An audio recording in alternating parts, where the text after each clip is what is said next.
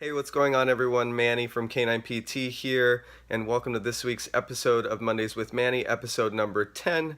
For the 10th episode, I thought I'd do something very special for you guys and introduced a special guest named Coco. Coco is the most adorable pug chihuahua mix that you will ever have seen in your life, and I've been saving this footage for an episode of Mondays with Manny. What the video is going to show you is the step-by-step process that I took to condition Coco to her crate. I'm calling it the place command. Typically, place command is done with a cot or a bed of some sort. In this case, we opted to use the crate to introduce it for functionality, as her parents were interested in getting her used to the crate. We go over every single step from the introduction all the way through to adding a real-life scenario like the front door, things happening at the front door. Obviously, there are many ways to teach this, many ways to go about it. I've taught it differently than shown in the video, but I thought this would be a really great, easy to follow, step-by-step instructional video that you can recreate with your dog. And so before we get into the video, I just want to say I am excited to hopefully hear back from you guys and hear stories about how you were able to teach this to your dog as well. So without further ado, episode number 10, Crate Conditioning with Coco, here it is.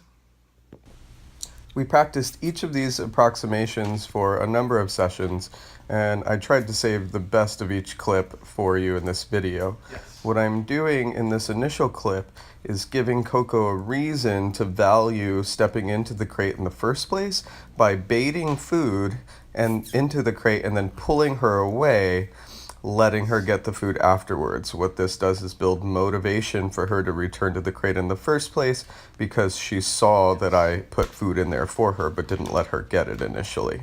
As you can see, once she gets it, then she starts to hover in the crate, and then I give her more food for that.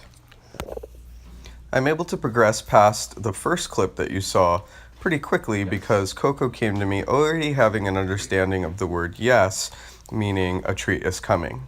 So what I'm doing in this clip is I'm guiding her over to the crate.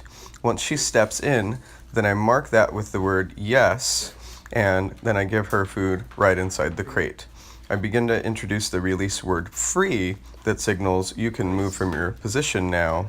Before she breaks that position, this will start to teach her to anticipate an implied stay, meaning don't move from there until I tell you that magical word, free. So I repeat this a number of times, guiding her into the crate, saying the word yes, giving her food inside the crate, and then releasing her out. Over and over again until you can start to see she turns around in anticipation of me using that marker word. She's coming along really quickly at this point, and then a jackpot at the end. At this point, I've taught Coco how to value stepping inside of the crate using food baited at the bottom.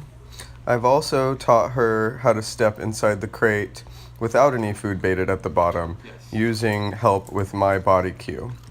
In this clip, what I'm doing is giving her much less help by staying in a stationary and crouched position, also with no bait inside of the crate. What I'm doing here is using my right arm to lure her inside of the crate.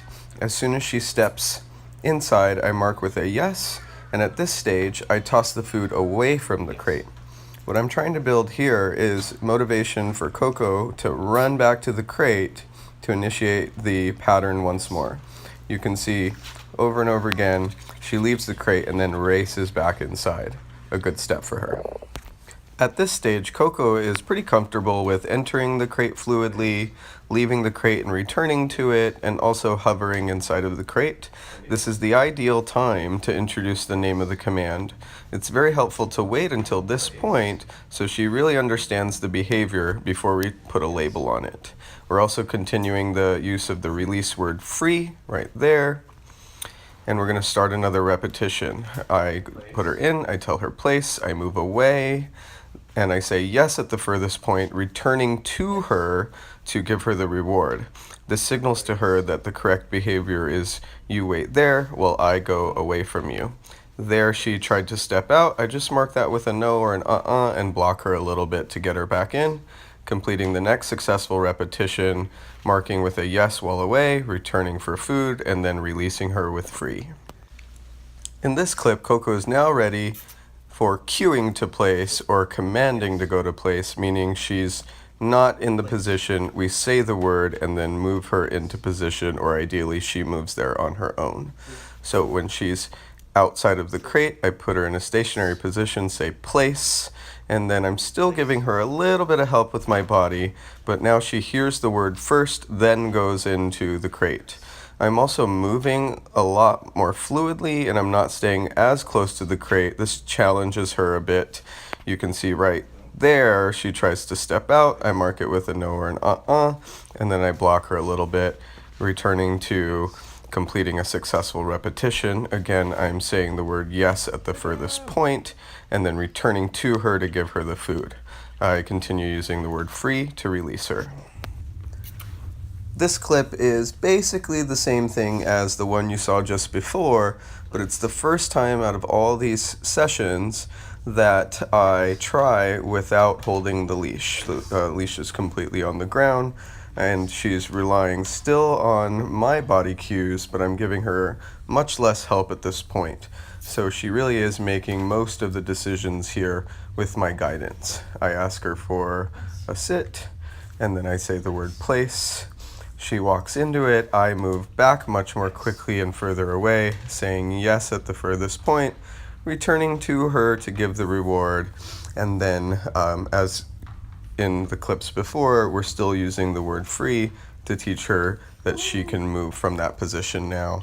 And then because I was feeding her, I just give her a little extra at the end. And speaking about extra at the end, sometimes our conditioning sessions were much less structured, and she was simply just being fed inside of the crate, as you can see here. We're just wanting her to get used to the idea that pretty cool stuff happens inside the crate. Sometimes I'm asking you to be there, sometimes you get to be there on your own, and sometimes you even get to eat your food inside of there. This is an example of one of the first practical sessions we had with Coco in the crate, utilizing the front door as sort of a real-world event that would take place when we want her to stay inside that crate. So I knocked on the door, I said place and sent her in, and you saw just then when I opened the door, that's when I marked with the word yes, returning to her and then giving her the treat. They're using the word free to send her out. So in clips before where I was just walking away and around her, now the walking away looks like me doing real things, and you can see there she broke position. I just say the word no and get her back in there, getting to a successful repetition. It's not until I can get a successful repetition that I'll continue saying the word yes and then giving her food. You see I return all the way to the crate, give her food, say the word free, and then she can come out. In this clip, we made it even more difficult by adding in opening the front door. We send her into place and then open the front door. This simulates somebody coming over. I mark with the word yes if she holds position, just as before, returning to the crate to give the reward. After releasing her from the crate, we now practice that same hold your position exercise for the threshold. She holds position, she gets a yes and a reward, and then the release word free as permission to come out the door.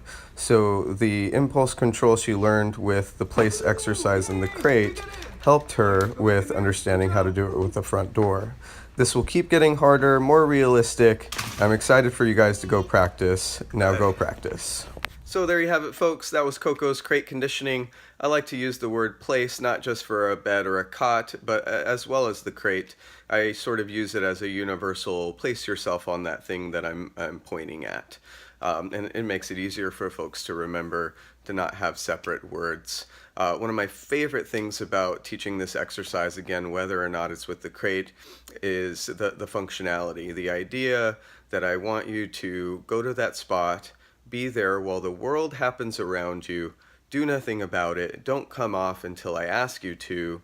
It's really one of the most functional and beneficial skills that a canine parent can possibly work on with their dog. So many of the behavior problems that I troubleshoot with families over are some version of the same thing. Door dashing, jumping on people, charging, or even just over friendly behavior, anything of that nature. It's all a symptom of a much larger problem, which is your dog has little impulse control. And this is one of the most powerful exercises that you can do. It really helps slow their brain down. If we want to be able to affect what's going on up here, we control the body first. We keep the body still, and then the mind slows down, the mind follows. It's very similar to how we calm down as humans. We have to slow down what we're physically doing in order to slow down what's happening mentally. It's one of the most overlooked skills I have seen in local training classes and things like that. I shouldn't say local, just in general training classes. Most families don't really need or care about lots of fancy commands for their dogs. It's great if your dog knows how to do tricks. It's not so great if it knows how to do tricks but still has a whole bunch of bad habits. So teach your dog how to go to a spot, whether or not it's the crate. Teach them how to wait there while stuff happens in their surroundings and do nothing about it until you ask them to participate. You will thank me later. Good luck. Give it a try. This has been Mondays with Manny. Take care, guys.